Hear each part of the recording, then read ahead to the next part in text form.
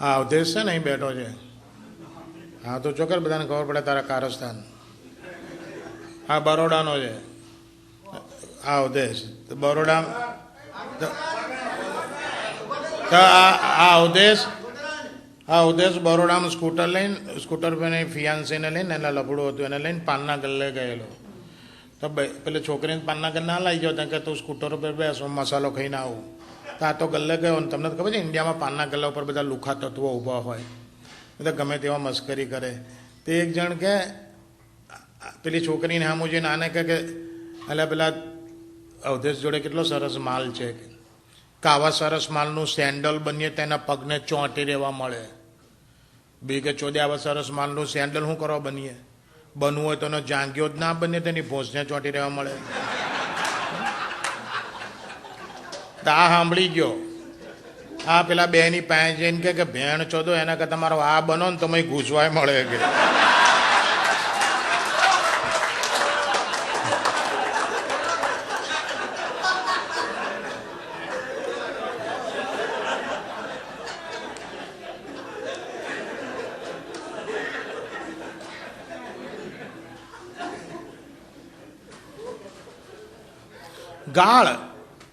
ગાળ બાબતમાં મારું સંશોધન છે અને મારું માનવું છે. એ ગાળ છે ને ગાળ એ પુરુષનું મેન્સિસ છે. બૈરું ટાઈમમાં થાય ને મેન્સિસમાં આવે ને એટલે નીચેથી 3-4 દાડા બગાડ બહાર કાઢે. પણ વોટ અબાઉટ પુરુષનું મેન્સિસ શું તો કે ગાળ એ રોજ ટાઈમમાં થાય ને અહીંથી બગાડ બહાર કાઢે. ગાળ શું છે? શરીરનો બગાડ જ છે. એટલે ગાળ ના બોલતા અને એને પરફેક્ટ પુરુષ કહેવાય જ નહીં. એટલે આપણે આખા ઇન્ડિયામાં જુઓ તો પરફેક્ટ પુરુષો જો કોઈ હોય ને તો સુરતીઓ જ છે. સુરતીઓ તો એવું માને છે ગાળ એ અમારું ઘરેણું છે.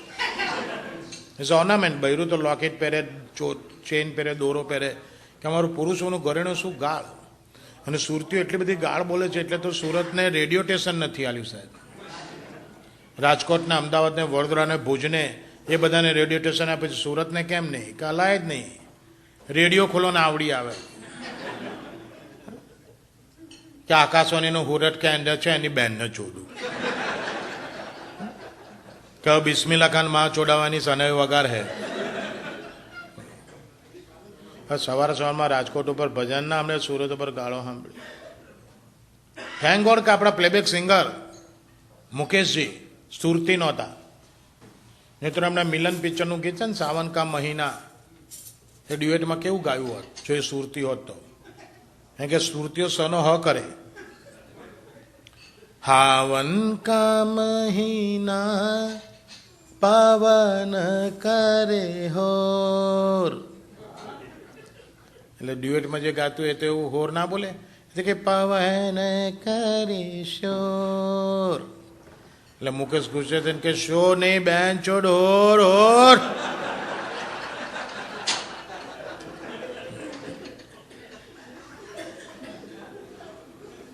હમણાં અમદાવાદમાં એક બેન ડોક્ટર પાસે જઈને કે ડોક્ટરનું પેશાબ કરવા જોશો ને બાથરૂમમાં તો 4 ધારમાં પેશાબ થાય છે, શાવર થાય છે, નીચે ફુવારો થાય છે. ડૉક્ટર કેવું ના હોય તો કાંઈ થાય છે તો કે સુઈ જાઓ ચેક કરી લઉં. બેન સુઈ ગયા. ડૉક્ટર ચેક કરીને કીધું જાઓ બેન હવે પેશાબ કરી આવો.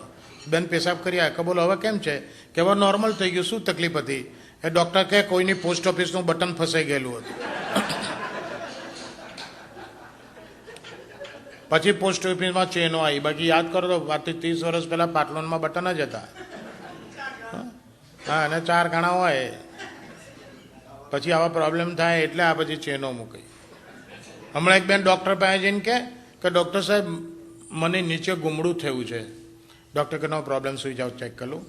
બેન સુઈ ગયા. ડૉક્ટર ચેક કરીને કીધું જાઓ બેન હવે પેશાબ કર.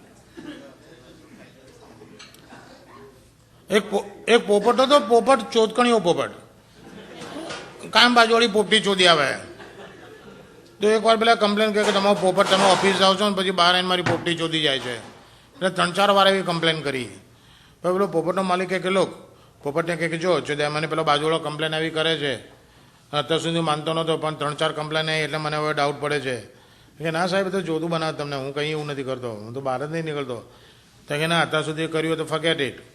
પણ હવે જો ત્યાં કર્યું અને જો એમાં પકડી ગયો મારા હાથે 2 રેડ હેન્ડેડ તો તારા માથા પર બધા વાળ કાઢીને ટકલું કહીને ગાલ દઈશ. તો કહો કે એઝ યુ પ્લીઝ. એમ કે પેલા કીધું હું ઓફિસ જાઉં છું એમ કહીને પેલો ઓફિસ ગયો, પાછલું બાણું ખુલ્લું રાખેલું, અમે પાછો અંદર આવી ગયો. પોપટને તો કે બોસ તો ગયા, લાવો ચોદીએ. તો ગયો બાજુની પોપટી પર ચડ્યો ભેગા જ પેલા પકડ્યો એને, અસ્ત્રો લઈને બધા વાળ કાઢી નાખ્યા અને ગાલી દીધો પાંજરામાં. એ વાતને 15 દાડા થયા અને એ ઘરમાં પાર્ટી હતી. તો બધા બહુ મહેમાન આવેલા, તે અમે ખાવ ટકલું આવેલો. તો પેલો પોપટ પેલા ટકલું કે એક્સક્યુઝ મી, પેલો કે શું છે કે બાપુ ચોથા પકડાયા હતા.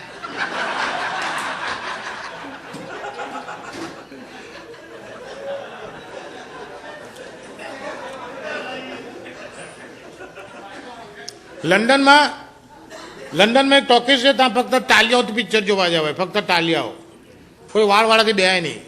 તે એક વાર એક વાળવાળો બેહી ગયો કે બેંચો ધંધામાં શું ખબર પડે વાળ છે કે ટાલ છે, તે બેહી ગયો. અને એ તારે મેનેજરનું ચેકિંગ આવ્યું. મેનેજર કે બધા પર બેટરી મારવાની ના હોય, દરેક રૂમમાંથી પાછળથી નીકળે અને હાથ ફેરવતો જાય આગળમાં. તો હાથ ફેરવતો પેલા ટકલુની રોમાં આવ્યો, એટલે વાળવાળાની રોમાં આવ્યો. વાળવાળા તો કે બેંચો દવે મર્યા. તેણે બચવા માટે એક આઈડિયા કર્યો. એણે છે ને ટ્રાઉઝર કાઢી નાખ્યું, પેન કાઢી નાખ્યું, ગાંડ કુલા ઊંચા કરીને માથું નીચે નાખીને બેસી ગયો. તો પેલા મેનેજર એનો કુલા હાથ ફેરવીને કે વાહ બાપુ તમે તો ટોલકામાં પાંથી પાડો છો.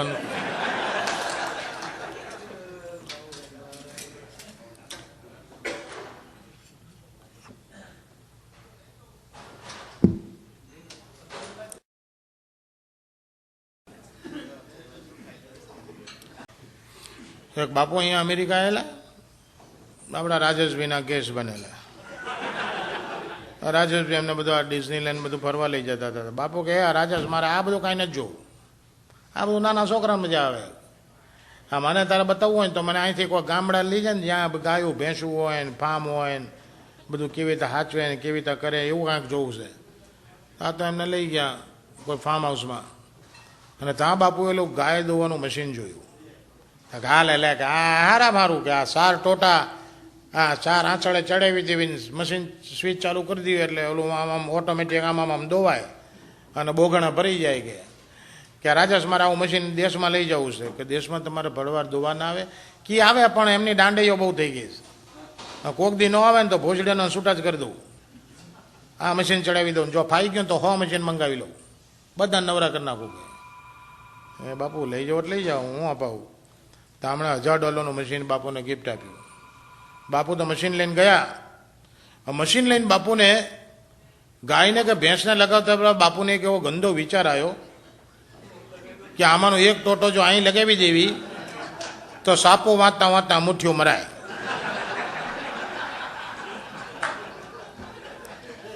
એટલે એક ટોટો અહીં લગાવીને ફૂલ છાપ છાપુલીને બાપુ બેસી ગયા. મશીન ચાલુ થઈ ગયું.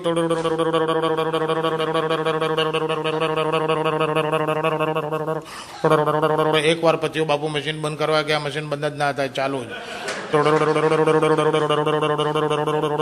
બીજી વાર પછી બાપુ મશીન બંધ કરવા ગયા, મશીન બંધ જ ના થાય, મશીન ચાલુ. ત્રીજી વારમાં તો બાપુને ભેંસ પરસ્યો વળી ગયો, મોઢામાંથી ફીણ નીકળવા માંડ્યા, રાતા પીળા થાય ને રાડું નાખે કે આ ભોસડીનું બંધ નતું હતું, કોઈ બચાવો બાપલા, કોઈ બચાવો મરાણા. હવે એવા રૂમમાં અંદર હલવાના હતા, કોઈને અવાજ ના આવે. બાપુ કે ભેંસો મરાણા છે, તમે શું કરવું? તે રાજેશને ફોન કર્યો રાતના. રાજેશભાઈ કે શું થયું બાપુ? કે વાલા તારા વાળું મશીન ભોસડીનું કે એ છે ને ગાયને ભેંસને લગાવતા પેલા આવો વિચાર આવ્યો, એક ટોટો અહીં નીચે ચોંટાડીને બેઠો છું અને 2 વાર તો પચ્યું અને આ મશીન ભોસડીનું બંધ જ થતું. કે હવે આનું શું કરવું? કે એટલે આ કે તમે મશીનની પાછળ વાંચો, એમાં ઇન્સ્ટ્રક્શન લખેલી છે કે this machine stops automatically after 5 liters. હા ઉદ્દેશ છે ને અહીં બેઠો છે. હા તો ચોક્કસ બધાને ખબર પડે તારા કારસ્તાન. હા બરોડાનો છે. હા ઉદ્દેશ બરોડા.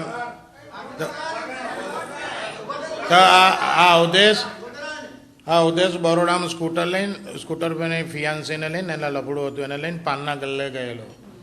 તો પેલે છોકરીને પાનના ગલ્લે ના લઈ ગયો, ત્યાં કે તું સ્કૂટર ઉપર બેસ, મસાલો ખાઈને આવું. તો આ તો ગલ્લે ગયો. અને તમને ખબર છે ઇન્ડિયામાં પાનના ગલ્લા ઉપર બધા લુખા તત્વો ઊભા હોય, બધા ગમે તેવા મસ્કરી કરે. તે એક જણ કે પેલી છોકરીને સામું જોઈને આને કે એટલે પેલા અવધેશ જોડે કેટલો સરસ માલ છે કે આવા સરસ માલનું સેન્ડલ બનીએ તેના પગને ચોંટી રહેવા મળે. બી કે ચોદે આવા સરસ માલનું સેન્ડલ શું કરવા બનીએ? બનવું હોય તો એનો જાંગીઓ જ ના બને તેની ભોંસને ચોંટી રહેવા મળે. આ સાંભળી ગયો. આ પેલા બેની પાસે જઈને કે ભેણ ચોદો એના કરતા તમારો આ બનો ને તમે ઘૂસવાય મળે કે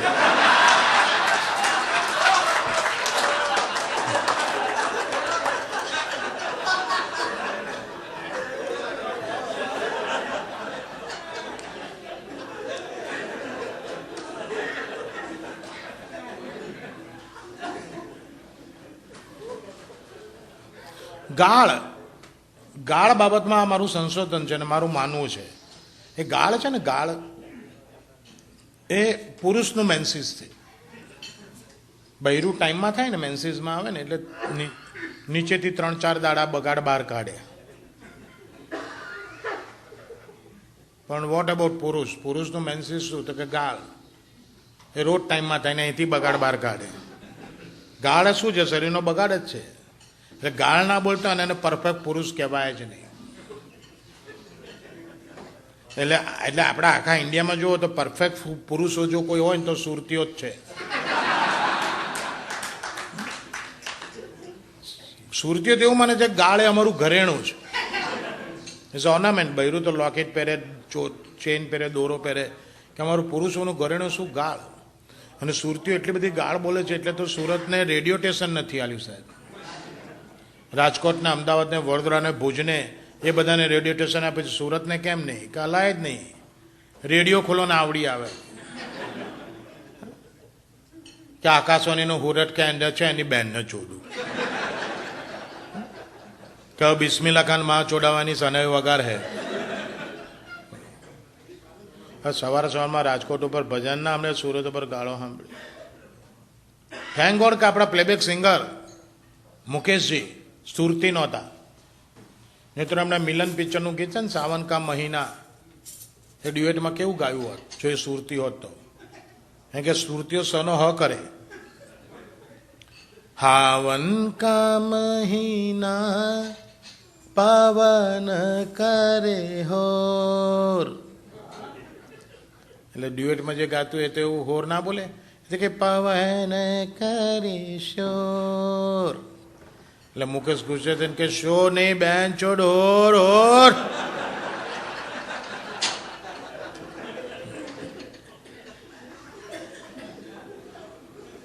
હમણાં અમદાવાદમાં એક બેન ડોક્ટર પાસે જઈને કે ડોક્ટરનું પેશાબ કરવા જોશો ને બાથરૂમમાં તો 4 ધારમાં પેશાબ થાય છે, શાવર થાય છે, નીચે ફુવારો થાય છે. ડોક્ટર કેવું ના હોય તો કાંઈ થાય છે તો કે સુઈ જાઉં, ચેક કરી લઉં. બેન સુઈ ગયા, ડૉક્ટર ચેક કરીને કીધું જાઓ બેન હવે પેશાબ કરી આવો. બેન પેશાબ કરી આવ્યા. કે બોલો હવે કેમ છે? કે હવે નોર્મલ થઈ ગયું. શું તકલીફ હતી? એ ડૉક્ટર કહે કોઈની પોસ્ટ ઓફિસનું બટન ફસાઈ ગયેલું હતું. પછી પોસ્ટ ઓફિસમાં ચેનો આવી. બાકી યાદ કરો તો આજથી 30 વર્ષ પહેલાં પાટલોનમાં બટન જ હતા. હા, અને 4 ખાણા હોય. પછી આવા પ્રોબ્લેમ થાય એટલે આ પછી ચેનો મૂકી. હમણાં એક બેન ડૉક્ટર પાસે જઈને કે ડૉક્ટર સાહેબ મને નીચે ગુમડું થયું છે. ડૉક્ટર કે નો પ્રોબ્લેમ, સુઈ જાઓ, ચેક કરી લઉં. એ બેન સુઈ ગયા. ડૉક્ટર ચેક કરીને કીધું જાઓ બેન હવે પેશાબ કર. રાજેશભાઈ અને મિત્રો, પ્રોગ્રામ તો જ્યાં સુધી તમને મજા આવશે ત્યાં સુધી કરીશ, પણ મારી પસંદગીના, જો કે હું જેટલા કહીશ એ બધા મારી પસંદગીના જ હશે. પણ મને કોઈ એમ કે દિનકરભાઈ બહુ ટાઈમ ઓછો છે આપણે અને 10 જ જોક કહેવાના છે, તો એ 10 જોક કયા હોય જેને ટોપ 10 કહેવાય એવા ટોપ 10માંનો કોઈ પણ મારો ગમતો, મને સૌથી વધારે ગમતો કોઈ જોક આવશે ને તો પહેલેથી તમને કહીશ કે this is one of my top 10.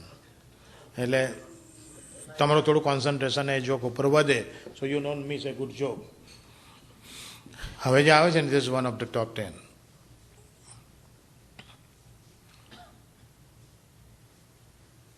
એક ભાઈને નીચે એક જ લખોટો,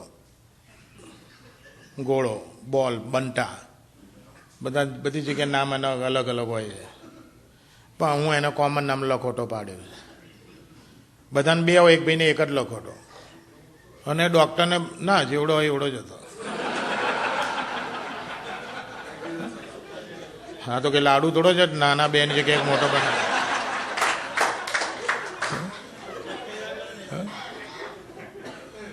અને પછી ડૉક્ટરને બતાવવા ગયા. હવે ડૉક્ટરને જઈને કહેતા શરમ આવતો તો ચાલું મારે કહેવું કેવી રીતે કે મારે એક લખોટો છે. એ ડૉક્ટર કે what is the problem with you, તમને શું તકલીફ છે? કે ડૉક્ટર મારા ને તમારા બેના લખોટાઓનું ટોટલ કરીએ ને તો 3 થાય. ડૉક્ટર કે ચોદ્યા મેં તો પહેલો માણસ લખોટા વગરનો જોયો કે.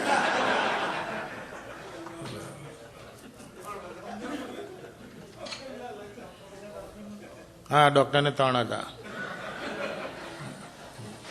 અને અહીં બધા બેઠા છો. જો તમે મારું એક ઓબ્ઝર્વેશન બતાવું, બહિરાઓને નજર ના લગાડવા માટે બહિરાઓ કેટલો નખરા કરે. મેં સાંજે કાળા દોરા ધાગા ને ધતિંગ ને કંઈક નાટક કરે છે, અને પુરુષોને નજર લાગતી જ નથી. પુરુષોને નજર ના લાગે એના માટે કશું કરવું જ નથી પડતું. એનું કારણ ખબર છે?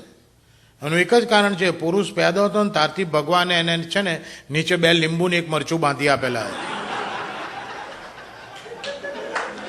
કે આ 2 લીંબુ ને 1 મરચું છે બેટા, જલસા કરજા, તને લાઈફ ટાઈમ કોઈ નજર નહીં લાગે, જલસા કર.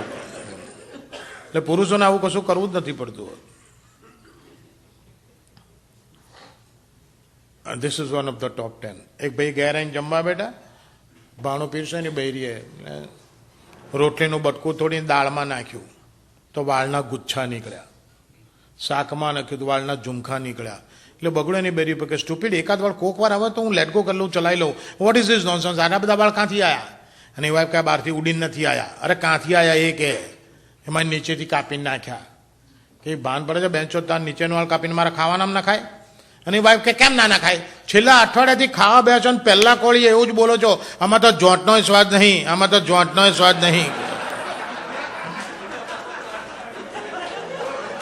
આજે હાલી જ દીધો કે કાલથી એ મગજમારી જ નહીં, એ સાંભળવો જાતનો સ્વાદ, જાતનો સ્વાદ.